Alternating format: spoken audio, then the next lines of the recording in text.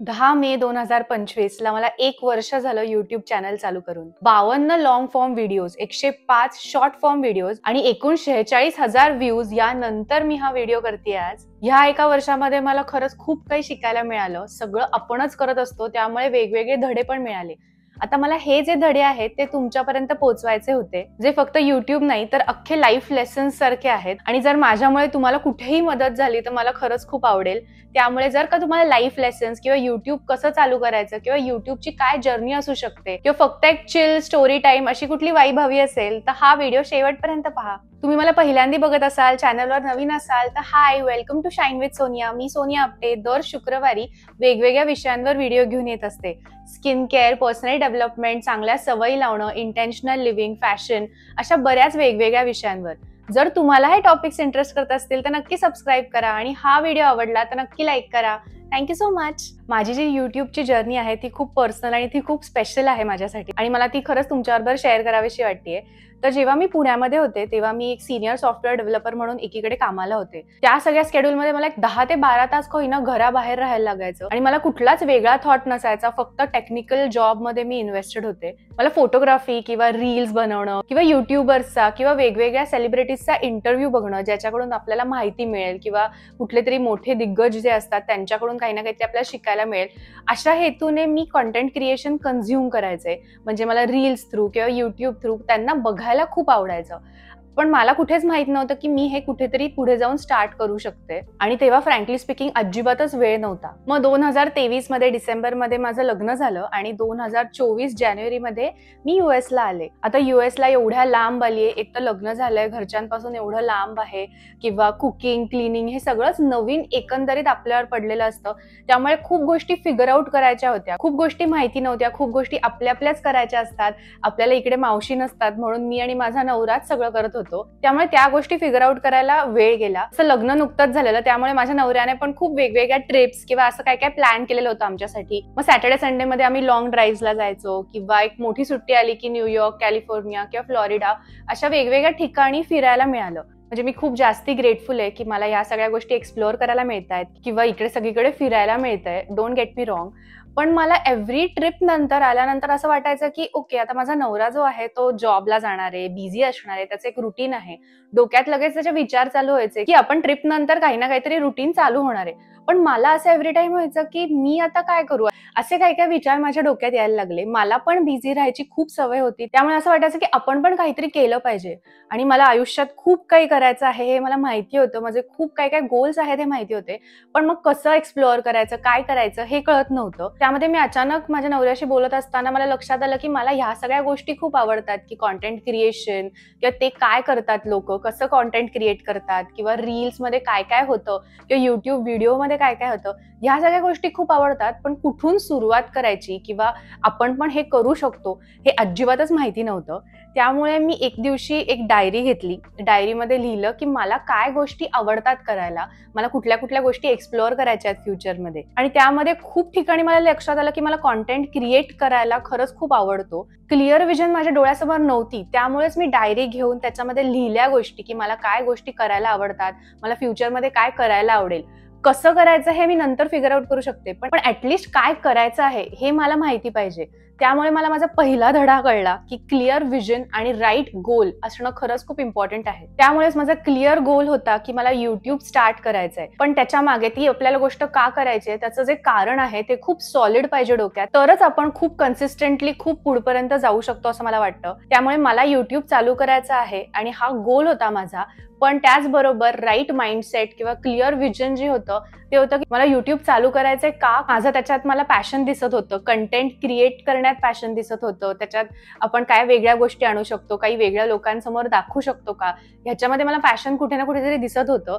आणि त्याचबरोबर कोणाला तरी आपल्यामुळे कुठेतरी हेल्प होऊ शकते का, मदत होऊ शकते का, ह्या हेतूने मी माझी YouTubeची जर्नी चालू केली. आणि राईट गोल आणि क्लिअर विजन हा माझा पहिला धडा होता. आता माझा गोल डोळ्यासमोर होता, मला काय करायचं हे डोळ्यासमोर होतं, पण मला हे माहित नव्हतं की एक्झॅक्टली व्हिडिओ कधी अपलोड करायला पाहिजे. आता मी ज्या युट्यूबर्सला फॉलो करते ते इधर रविवारी YouTube व्हिडिओ अपलोड करतात किंवा मंगळवारी करतात किंवा शुक्रवारी करायचे. मग मी कधी करायला पाहिजे, माझ्या ऑडियन्सला कुठला वेळ जास्ती चांगला वाटेल हे मला कुठेच काहीच माहित नव्हतं. ते कसं बघायचं हे पण माहित नव्हतं.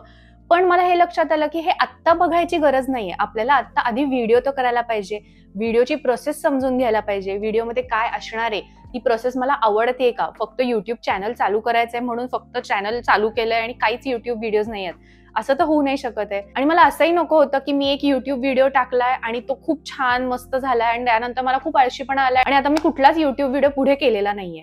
मला असं अजिबातच नको होतं. मला जे करायचंय ते कन्सिस्टंटलीच करायचं होतं, नाही तर काहीच करायचं नव्हतं. त्यामुळे मला हे लक्षात आलं की आधी मला प्रोसेस समजून घ्यायला पाहिजे आणि म्हणूनच मी हे डोक्यात ठेवलं की मी ऍटलीस्ट 8 ते 10 व्हिडिओज जे आहे ते आधी करून बघते. कुठल्याच लाईक्स कमेंट्सची अपेक्षा न करता कुठेच युट्यूबवर टाकणार नाही. फक्त 8 ते 10 व्हिडिओज माझ्यासाठी मी करून बघते. कम्प्लिटली त्याची प्रोसिजर काय आहे हे समजून घेते आणि त्यानंतर मला माझा दुसरा धडा मिळाला, ते म्हणजे कन्सिस्टन्सी ही खरंच खूप महत्वाची आहे. कन्सिस्टन्सी आणि डिसिप्लिन. जर आपल्याला कुठल्याच लाईक्स मिळत नाहीयेत, कुठलेच कमेंट्स मिळत नाहीयेत, कुठलंच एक्सटर्नल व्हॅलिडेशन मिळत नाहीये, तरीही मला ती प्रोसिजर आवडतीये का, ती मला प्रोसिजर समजून घेता येते का आणि मला ती सतत डिलिव्हर करता येते का, हे खरंच खूप महत्वाचं ठरतं इकडे. त्यामुळे मी ते 8 ते 10 व्हिडिओ शूट करायचं ठरवलं आणि शूट केल्यानंतर अपलोड न करता मी जस्ट बघत गेले की मला प्रोसिजर ती आवडतीये का. म्हणूनच माझा जो दुसरा धडा आहे की कन्सिस्टन्सी आणि डिसिप्लिन इकडे खरंच खूप महत्वाची ठरते. जर का मी इकडे एक व्हिडिओ करून सोडून दिला असता तर मला कधीच कळलं नसतं की मला युट्यूब जर्नी आवडतीये का, मला युट्यूब जर्नी करावीशी पुढे वाटतेय का. मी हे कन्सिस्टंटली करायचं ठरवलं, हा मी चॉईस केला. त्यामुळे मला आज लक्षात येते की मला हे खरंच खूप आवडतंय. आपण थोडा आपल्याला वेळ द्यायला पाहिजे, आपल्याला ती गोष्ट आवडते का हे बघायला पाहिजे. एकदाच ते एके दिवशी केलंय, थोडंफार अवघड पडतंय म्हणून आपण ते सोडून दिलं तर आपल्याला कधीच कळणार नाही की त्याच्यात आपल्याला रुची आहे की नाही. सो 8 ते 10 व्हिडिओज जे आहेत ते मी केल्यानंतर 10 मेला 2024 मध्ये मी माझा पहिला व्हिडिओ अपलोड केला. आता येस, कन्सिस्टन्सी हवी, डिसिप्लिन हवा, हे सगळं माहिती होतं. पण ही जी युट्यूबची प्रोसिजर आहे ती एक्झॅक्टली कशी करायची, म्हणजे लहान लहान गोष्टी माहिती नव्हत्या. युट्यूबचे काही काही शब्द असतात, थंबनेल काय असतं किंवा काय शूटिंग एडिटिंग एक्झॅक्टली काय असतं, म्हणजे आपल्याकडे काय कॅमेरा वुमेन किंवा कॅमेरा पर्सन कोणीच नसणार आहे किंवा आपल्याला कोणी कंटेंट क्रिएशन आयतं देणार नाहीये, हे सगळ्या गोष्टी माहिती होत्या. पण ह्या सगळ्या गोष्टी कशा करायच्या हे कळत नव्हतं. तेव्हा मी माझा तिसरा धडा शिकले, ते म्हणजे सेल्फ लर्निंग. सेल्फ लर्निंग ही काळाची गरज आहे, आपल्याला सगळ्यांनाच माहितीये, पण त्यावेळेस मी ती अनुभवली. आता स्क्रिप्ट म्हणजे काय असतं, स्क्रिप्टमध्ये बुलेट पॉइंट्स मध्ये अख्खा कंटेंट कसा माववायचा असतो, म्हणजे आपण सगळं जे बोलतोय ते काहीही बोलू नाही शकत, म्हणजे आपले जे पॉइंट्स आहेत ते पर्टिक्युलरली मांडले जातील. त्यानंतर ती स्क्रिप्ट नंतर ते शूट कसं करायचं, बॅकग्राऊंड काय असायला पाहिजे, लाइटिंग आपल्यावर कसं पडलं पाहिजे, कुठली बॅकग्राऊंड मला जास्ती सूट करतेय, माझा आवाज कसा जातोय, माझा आवाज थोडा कमी जातोय का, जास्ती जातोय का, व्हॉइस मॉड्युलेशन काय आहे. त्यानंतर सगळ्यात टाइम कन्झ्युमिंग जी गोष्ट आहे ती म्हणजे एडिटिंग कसं करायचं, म्हणजे एकत्र सगळ्या क्लिप्स ज्या आहेत त्या कशा लावायच्या, वेगवेगळे व्हिडिओज, वेगवेगळे फोटोज जे आहेत ते कुठून आणायचे, कसे लावायचे, फॉन्ट कुठला असणार आहे, कॅप्शन्स ठेवायचेत का, त्यानंतर अपलोड काय करायचंय, त्याचं डिस्क्रिप्शन काय लिहायचंय, टॅग्स काय करायचे आहेत, वेगवेगळ्या गोष्टी, ह्या सगळ्या ज्या गोष्टी आहेत त्या मी शिकले. मी वेगवेगळ्या युट्यूबर्सचे व्हिडिओज बघून ते शिकले. मी ते ब्लॉग्स वाचले, त्यांचे वेगवेगळ्या ठिकाणी जे त्यांनी लिहिलेलं होतं त्यांचे काय इन्साइट्स आहेत, युट्यूब जर्नी कशी चालू केलेली आहे त्यांनी, हे सगळं शिकल्यानंतर मी माझा जो पहिला व्हिडिओ आहे तो अपलोड केला. आणि त्याचमुळे मला तेव्हा तिसरा धडा जो कळलेला आहे की सेल्फ लर्निंग खरंच खूप महत्वाचं आहे. आपण काहीही शिकायला गेलो तर लगेच आपल्याला टीचर किंवा क्लासची गरज नसते. आपण आपलंही शिकू शकतो आणि आपण आपलं शिकलेलं किती जास्ती चांगलं डोक्यात राहतं हे नंतर कळतं. तो जो प्रवास आहे तो थोडा टफ वाटू शकतो त्या मोमेंटला, पण त्यानंतर जेव्हा आपण हे सगळं आपलं केलेलं असतं तेव्हा थोडंसं प्राऊड आपल्याला वाटतं. ती जी फिलिंग असते ती खूप छान असते. आता वेगवेगळ्या विषयांवर मी बोलायचं तर ठरवलं, वेगवेगळे विषय मी एक्सप्लोअर करायचं ठरवलं, पण हे वेगवेगळे सब्जेक्ट रिसर्च करणं किंवा अभ्यास करणं त्याच्यावर हे थोडं ट्रिकी असतं. म्हणजे आपल्याला काय आवडतंय आणि आपल्या ऑडियन्सला काय आवडेल ह्यामध्ये आपलं खूप दुमत ठरतं की आपण एक्झॅक्टली कुठले व्हिडिओज द्यायला पाहिजेत, कुठले व्हिडिओ शूट करायला पाहिजेत. आता मला पर्सनली बघायला गेलं तर पर्सनॅलिटी डेव्हलपमेंट किंवा दुसऱ्यांची ग्रोथ किंवा स्किन केअर किंवा चांगल्या सवयी लावणं, अशा या ज्या गोष्टी आहेत त्या खूप आवडतात आणि मला स्वतःला पण हे बघायला आवडतं आणि मला ते दुसऱ्यांना शेअर करायला पण खूप आवडतं. पण त्यामध्ये सतत लाईक्स मिळणार आहेत का, कमेंट्स असणार आहेत का, सबस्क्रायबर्स वाढणार आहेत का, यामध्ये पण मी पडू शकले असते. आणि इकडेच मला माझा चौथा धडा मिळाला, तो म्हणजे ह्या नंबर गेम मध्ये कधीच पडायला नाही पाहिजे. म्हणजे माझे किती सबस्क्रायबर्स वाढलेत, किती माझे व्ह्यूज वाढलेत किंवा किती मला असे ओव्हरफ्लोईंग कमेंट्स आल्यात का, किंवा माझं जे सबस्क्रायबर काउंट आहे तो डायरेक्ट व्हायरल झालाय का, किंवा काही व्ह्यूज खूपच 1 लाख 1 मिलियन वगैरे झालेत का, या ह्याच्यात अजिबातच पडायला नाही पाहिजे हे मला कळलं. आणि ते कधी कळलं हे पण मला आठवतंय. माझ्या जेव्हा 300 सबस्क्रायबर्सचा मार्क आलेला होता, 300 सबस्क्रायबर्स जेव्हा मिळालेले तेव्हा मी इतकी खुश झालेले की अरे एवढ्या लवकर मला 300 सबस्क्रायबर्स मिळाले किंवा असं तसं. आणि माझ्या डोक्यात खूप छान हवा गेलेली होती की ओ मला 300 सबस्क्रायबर्स मिळाले वगैरे. पण त्याच नंतर 2 दिवसानंतर ते सबस्क्रायबर्स 298 असे दिसत होते मला. आता 298 हा जो नंबर आहे तो मी बघितल्यावर मला इतकं वाईट वाटलं की ओ 2 सबस्क्रायबर्स गेले किंवा असं तसं. आणि त्यामध्ये मी हा विचार नाही केला की बाकी 298 सबस्क्रायबर्स माझ्याकडे आहेत. पण मी 2 दिवस या दुःखामध्ये होते की म्हणजे 2 सबस्क्रायबर्स गेले. तेव्हाच मला हे लक्षात आलं की हे मी जास्ती मनाला लावून घेतलं नाही पाहिजे. कुठलेच नंबर्स, किती मला व्ह्यूज मिळालेत, किती कमेंट्स मिळालेत, किती लाईक्स मिळालेत, हे अजिबातच महत्वाचं नाहीये.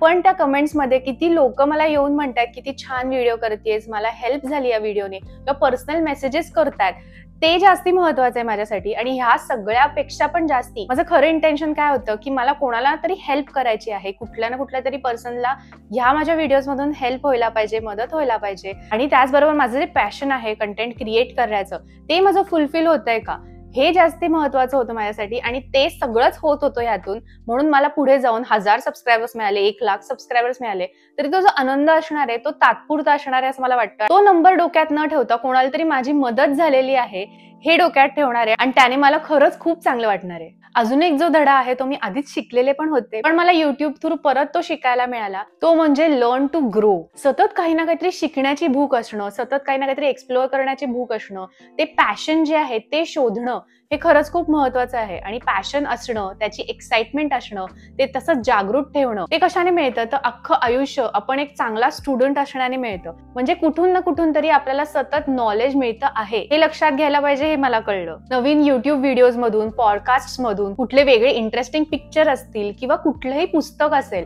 किंवा वेगवेगळ्या लोकांशी बोलून, ह्या सगळ्यामधून मला खरंच खूप शिकायला मिळतं आणि मला ते खूप आवडतं. म्हणजे मला असं असतं की मी काय शिकू शकते यांच्याकडून किंवा मी कुठे ग्रो होऊ शकते. आणि ते मला युट्यूब मध्ये खरंच खूप कामाला आलं. म्हणजे मी कुठल्याही टॉपिकचा रिसर्च करताना अचानक मला वाटायचं की अरे नाही, मी ह्या टॉपिकवर बोलू शकते. कोणीतरी काहीतरी एक शब्द काहीतरी बोललेला असायचा आणि तो शब्द घेऊन मला लक्षात यायचं की काहीतरी टॉपिक आहे जो मी अजून वाढवू शकते, ह्याच्यावर मी काही अजून बोलू शकते, ह्याच्याने खूप मदत होईल लोकांना. म्हणजे ती इच्छा आपल्या मनातली जी आहे ना ती जागृत ठेवणं खरंच खूप महत्वाचं आहे. Following in love with growing, learning. 3 idiots बघितलाच असेल ना तुम्ही. 3 इडियट्स मध्ये एक डायलॉग आहे, आज कुछ नया सीखने को मिलेगा. म्हणजे ती जी एक एक्साइटमेंट असते, तो जो एक उत्साह असतो की आज मला काहीतरी वेगळं शिकायला मिळेल, तो जागृत ठेवणं मला खरंच खूप गरजेचं वाटतं. आणि हे युट्यूब मध्येच नाही तर अख्ख्या आयुष्यामध्ये आपण काही ना काहीतरी शिकत असतो आणि स्टुडंट असतो अख्खं आयुष्यभर. आपल्याला कधीच असं वाटायला नाही पाहिजे की आपल्याकडे खूप नॉलेज आहे. आपण सतत काही ना काहीतरी कोणाकडून तरी शिकत राहायला पाहिजे असं मला वाटतं. अजून पण पुढे जाऊन मला कंटेंट क्रिएशन कसं एक्सप्लोअर करायचंय, युट्यूबिंग कसं एक्सप्लोअर करायचंय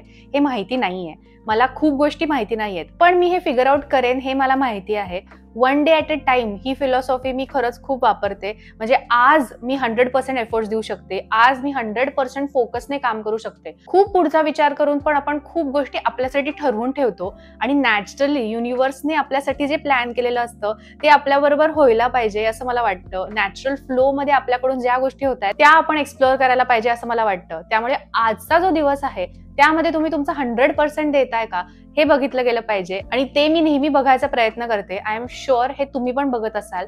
आणि जर तुम्ही बघत नसाल तरी इट्स नेव्हर टू लेट. आपण ती आजपासून सुरुवात करूच शकतो. अशी कुठली तरी गोष्ट आहे का जी तुम्ही कधीच केलेली नाहीये पण ती तुम्हाला कधीपासून करायची आहे, तर ती तुम्ही आजपासून सुरू करू शकता. काहीतरी नवीन गोष्ट, कुठली तरी नवीन सवय तुम्ही आजपासून करायला चालू करू शकता. 1 वर्षाचा जो माझा युट्यूबचा प्रवास आहे तो तुमच्यामुळेच शक्य झालेला आहे. तुम्ही एवढा सपोर्ट केलाय त्यामुळे शक्य झालेला आहे. I am eternally very very grateful for you guys. खरंच खूप खूप थँक्यू. आपल्याला असंच अजून पुढे जायचं आहे. जर तुम्हाला काही वेगळे टॉपिक्स बद्दल माहिती करून घ्यायची असेल, कशाबद्दल बोलायला पाहिजे, का तुमचे काही कन्सर्न्स असतील तर तुम्ही मला इकडे कमेंट्स मध्ये सांगू शकता किंवा मला इंस्टाग्रामवर पर्सनल DM पण करू शकता. इकडे मी माझं इंस्टाग्राम हँडल पण देते आहे. शेवटपर्यंत हा व्हिडिओ बघितल्याबद्दल thank you so much. See you soon.